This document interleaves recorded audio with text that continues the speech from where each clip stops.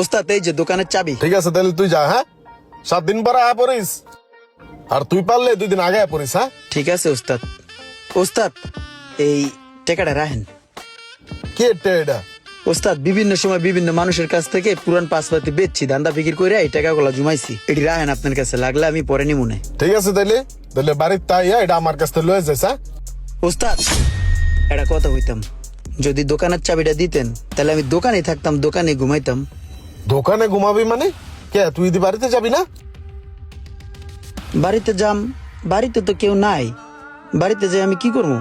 চাইছিলাম যে দোকানের ভিতরে থাকতাম, ঘুরতাম ফিরতাম, এ নিয়ে থাকতাম, আমার কেউ নাই ওস্তাদ। ঈদের সময় এটা কোনো কথা কইলো? তোর কেউ নাই কে কইছে? আমি আছি না? আমি তোর বড় ভাইয়ের মতো না? তুই আমার লগে যাবি, আমার লগে আমার বাড়িতে ঈদ করবি। এই বেটা সারা বছর এক লগে থাকি, তুই দোকানে থাকবি আমি বাড়িতে যাবো মানে? আমার সাথে চল, একসাথে ঈদের নামাজ পড়ে একসাথে বাসায় গিয়ে সেমাই খামু, আর তারপর ঈদের ছুটিতে আমরা নানান দেশে ঘুরতে যাবো। চল, আমি মায়ের এখনই ফোন দিয়ে কইতাছি আয়। ওস্তাদ তাইলে ভালো হয়, আবার মনে করেন ঈদের 4 দিন পরে দোকান খুললে দাপাদাপ কাজ শুরু করলাম। ঠিক আছে চল।